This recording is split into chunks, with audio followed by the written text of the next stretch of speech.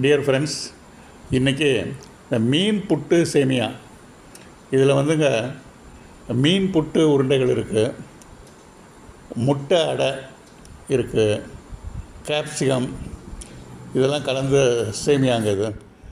இதை எப்படி செய்யலான்னு பார்க்கலாங்க. மீன் வாங்கி துண்டுகளாக போட்டாச்சுங்க. அந்த மீன் துண்டுகளைங்க ஒரு இட்லி பாத்திரத்தில் லேசாக அவிச்சு எடுத்துக்கலாங்க. இப்போங்க மீனில் இருக்கிற அந்த தோல், அது முள், எலும்புங்க எல்லாத்தையும் தனியாக எடுத்து போட்டுட்டு மீன் ஃப்ளஷ்ஷு மாத்திரம் தனியாக எடுத்து வச்சுக்கலாங்க. அது ஜாக்கிரதையாக கொஞ்சம் முள்ளெல்லாம் இல்லாத மாதிரி கொஞ்சம் செக் பண்ணிவிட்டு ஒரு தரத்துக்கு 2 தரமாக பார்த்து செக் பண்ணி வச்சுட்டு அந்த ஃப்ளஷ்ஷு மாத்திரம் எடுத்து வச்சுக்கலாங்க. ஸோ கால்டு மீன் கீமா. இப்போ ஒரு பிளேட்லங்க சீரக பொடி 1 ஸ்பூனு, கரம் மசாலா 1 ஸ்பூனு, மிளகா பொடி 1 ஸ்பூனு, தனியாத்தூள் 1 ஸ்பூனு, மஞ்சத்தூள் 1/2 ஸ்பூனு, உப்பு 1/2 ஸ்பூனுங்க. இது எல்லாத்தையும் கலந்துங்க ஒரு கப்பில் போட்டுக்கலாங்க.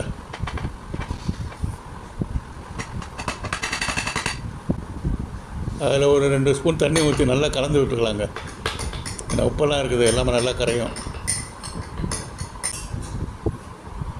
இதை அப்படியே மீன் கீமா மேலே ஊற்றிட்டுங்க நல்லா பிசைஞ்சு விட்டுடலாங்க. இந்த மசாலா கலந்த மீன் கீமாவை சின்ன சின்ன உருண்டைகளாக செய்து வச்சுக்கலாங்க. உருட்டி வச்சுக்கலாம் அப்படியே.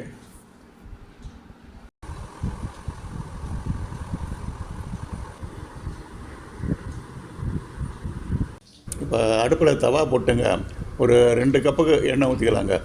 அந்த இது மூழ்கக்கூடாது, அந்த உருண்டை மூழ்கக்கூடாது. ஒரு பாதி அளவுக்கு எண்ணெய் இருக்கிற மாதிரி ஊற்றிக்கலாம். அதில் அப்படியே ஒவ்வொரு உருண்டையாக போட்டுடலாங்க. ஸ்டவ்வை அப்படியே மீடியம் ஃப்ளேம்லேயே வச்சுக்கலாங்க.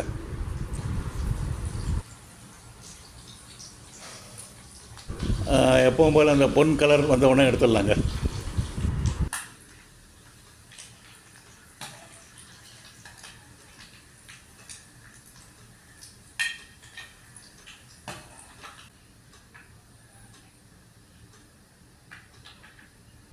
இந்த மீன் கீமா உருண்டைகளை தனியாக எடுத்து வச்சுட்டுங்க கடாயை அப்படியே வச்சிடலாங்க. அந்த எண்ணெயோடய அப்படியே கடாயை அடுப்பிலே இருக்கட்டும். இப்போ 2 முட்டை எடுத்து உடைச்சி ஒரு கப்பில் வைக்கலாங்க. அதில் கொஞ்சமாக மிளகு பொடி கொஞ்சம் ஒரு 1/2 ஸ்பூனு, உப்பு ஒரு 1/2 ஸ்பூனு சேர்த்து அப்படியே கலந்து விட்டுக்கலாங்க. நல்லா கலந்து விட்டுடலாம்.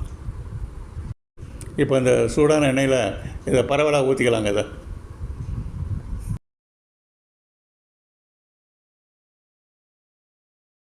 இப்போ இந்த முட்டை எண்ணெயில் நல்லா பொரிஞ்சு அடையாகிடுச்சிங்க. அப்படியே நல்லா பார்க்குறதுக்கு நல்லா அழகாக இருக்குது. இதை எடுத்து தனியாக ஒரு பிளேட்டில் எடுத்து வச்சுக்கலாங்க. இந்த முட்டை அடைய சின்ன சின்ன பீஸாக கட் பண்ணிக்கலாங்க.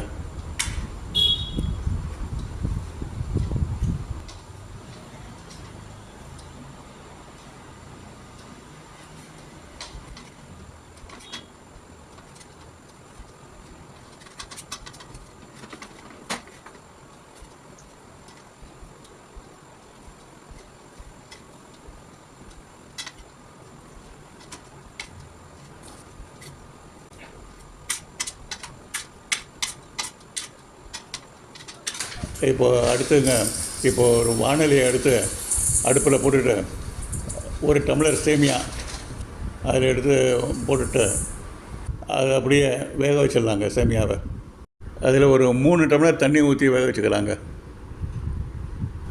5 நிமிஷம் கழித்து சேமியா வெந்துச்சான்னு பார்த்துக்கலாங்க.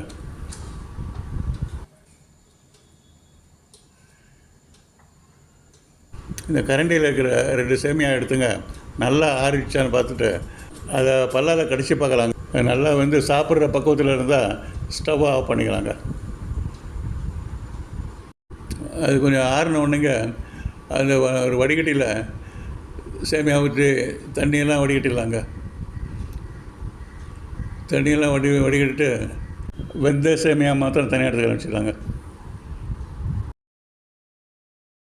தண்ணி வடிகட்டின சேமியாவை ஒரு பாத்திரத்தை வச்சுக்கலாம், எடுத்து வச்சுக்கலாம். அப்போ இது செய்கிறதுக்கு வேண்டிய பொருட்கள்லாம் கட் பண்ணி வச்சுக்கலாங்க. இதெல்லாம் வெங்காயம், ஒரு பெரிய வெங்காயங்க, கொஞ்சம் பெரிய பெரிய பீஸாக கட் பண்ணி வச்சுருக்குங்க. இந்த அளவு கட் பண்ணி வச்சுருக்குது. சிகப்பு குடமிளகா கொஞ்சம் பெரிய பீஸாகவே கட் பண்ணி வச்சுருங்க. அதே மாதிரி பச்சை குடமிளகா அதுவும் பெரிய பீஸாக கட் பண்ணி வச்சுருங்க. மல்லித்தழை ஒரு 2 கைப்பிடி அளவுக்கு எடுத்து வச்சுருக்குங்க. இஞ்சி பூண்டு சின்ன பீஸாக கட் பண்ணி வச்சுக்கலாங்க. இப்போ வானொலி அடுப்பில் போட்டுக்கலாங்க. ஒரு 3 ஸ்பூன் எண்ணெய் ஊற்றிக்கலாங்க. அதிலேயே 3 ஸ்பூன் அளவுக்கு வெண்ணெய் கலந்துக்கலாங்க. வெண்ணெய்லாம் நல்லா காஞ்ச உடனேங்க வெங்காயம் பெருசாக கட் பண்ணி வச்சுருந்ததை போட்டாச்சுங்க. அதில் போட்டு 2 பச்சை மிளகா பூண்டு இஞ்சி பேஸ்ட்டு எல்லாத்தையும் ஒன்றா போட்டு ஒரேடியாக வதக்கிக்கலாங்க. நல்லா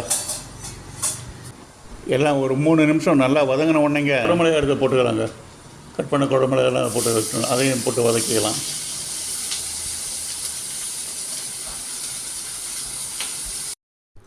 இப்போ இதில் சீரகத்தூள் 1 ஸ்பூன் போட்டுக்கலாங்க. மிளகு பொடி 1 ஸ்பூனு, கரம் மசாலா 1 ஸ்பூனு, உப்பு 1½ ஸ்பூன் போட்டுக்கலாங்க. இதெல்லாம் 2 நிமிஷம் நல்லா வதங்கின உடனே கட் பண்ணி வச்சுருந்த முட்டை அடையை அதில் சேர்த்துக்கலாங்க. எல்லாத்தையும் நல்லா கலந்து விட்டுக்கலாங்க. அப்படியே ட்ரையாகவே இருக்கட்டுங்க. அது நம்ம தண்ணி எதுவும் ஊற்ற வேணாம். அப்படியே ட்ரையாகவே நல்லாவே கலந்து விட்டுக்கலாம். இப்போ இதில் நம்ம வேக வச்ச சேமியாவை போட்டு நல்லா கலந்து விட்டுக்கலாங்க.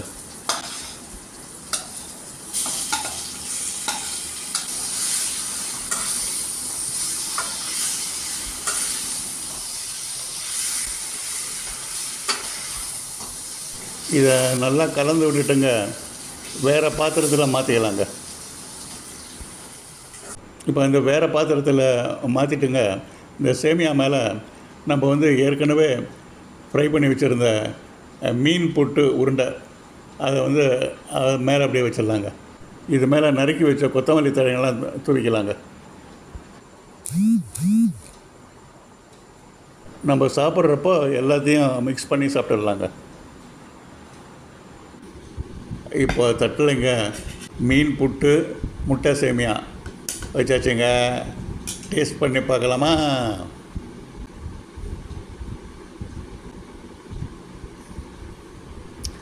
நீங்களும் செய்து பாருங்கள் ஃப்ரெண்ட்ஸ். இது நல்ல டேஸ்ட்டு, நல்ல பிரமாதமான டேஸ்ட்டாக இருக்குது. Thank you very much friends for வாட்சிங். Thank you very much.